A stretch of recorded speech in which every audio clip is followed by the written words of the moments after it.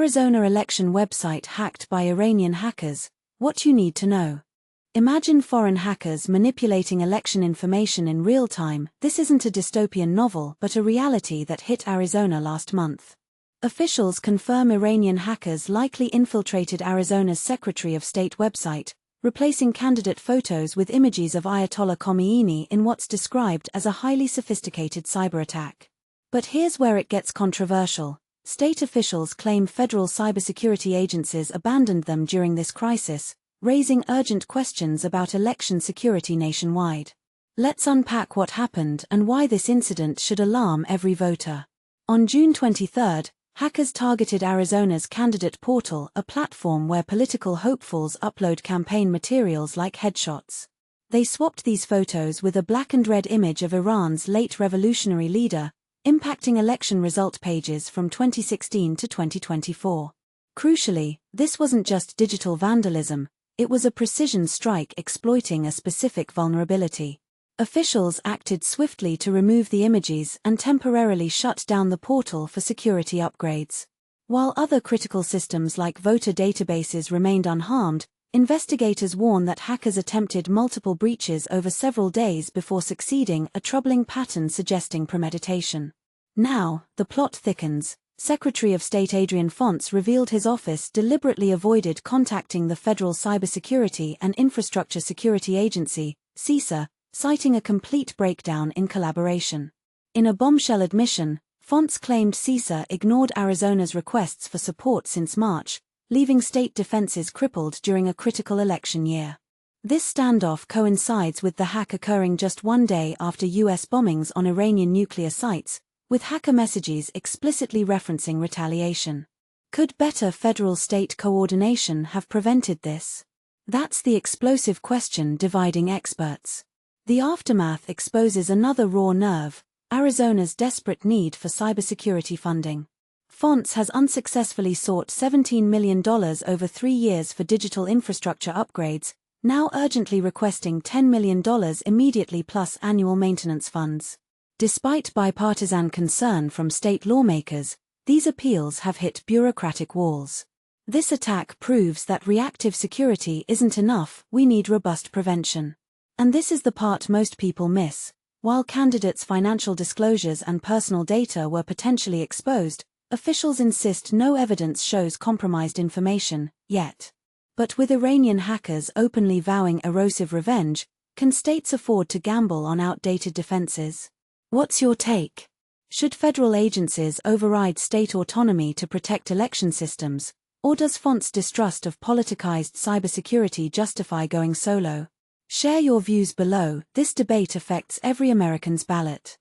Arizona elections website hacked. Iranian cyberattack alters candidate photos. Imagine waking up to find that your state's election website has been hijacked by hackers, with candidate photos replaced by provocative images. Sounds like a nightmare, right? Unfortunately, this was the harsh reality for Arizona voters recently.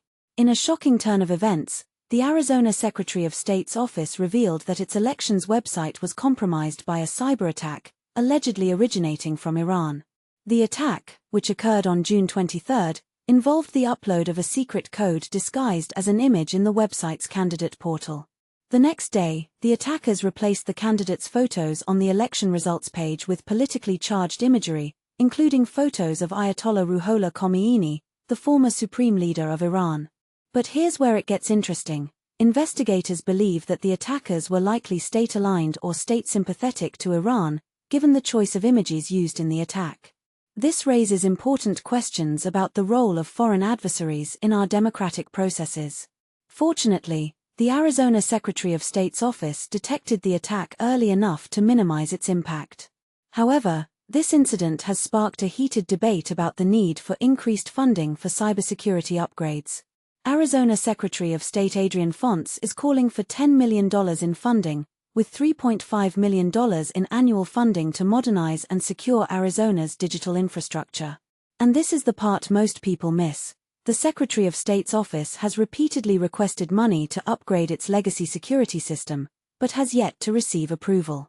As a spokesperson for the office noted, without that funding, we risk future breaches that could have far more severe consequences, including erosion of public trust in democratic institutions. State Representative Nick Kupper, a Republican from Surprise, has sent a letter to Fontes requesting an in-person briefing about the cyberattack for all Arizona lawmakers.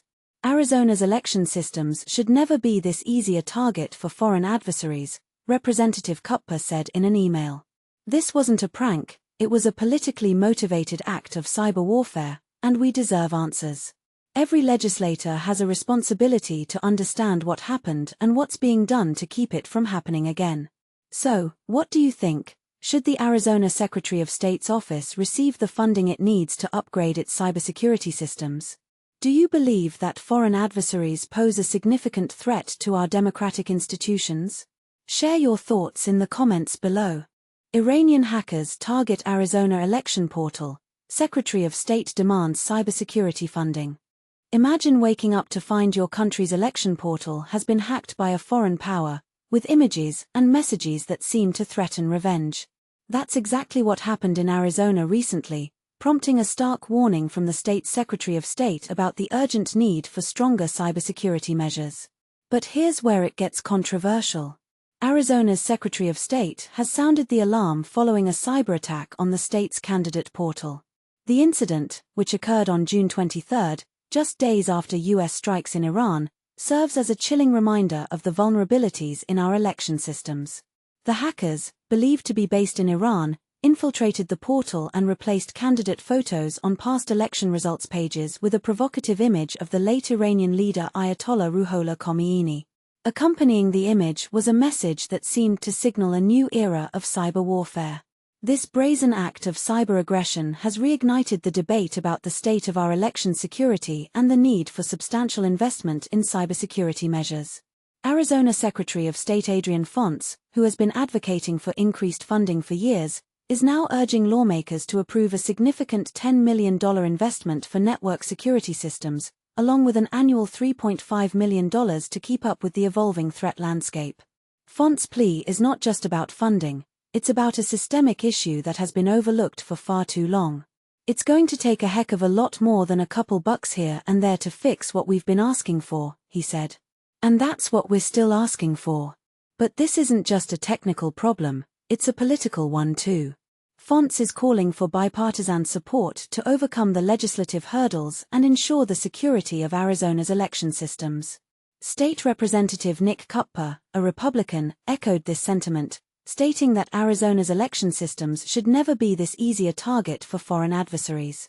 While the hackers did not access voter information or tamper with vote tabulation systems, the incident raises serious concerns about the potential for foreign powers to manipulate public perception and sow discord. As Fontes warned, our foreign enemies know exactly what people are looking at. They're basically telling us, we can get to you. This is the part most people miss. The stakes are high, and the implications are far-reaching. As we move forward, it's crucial to ask ourselves, how can we ensure the integrity of our democratic processes in the face of such threats?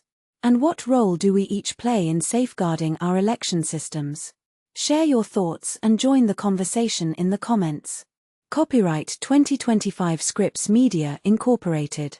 All rights reserved.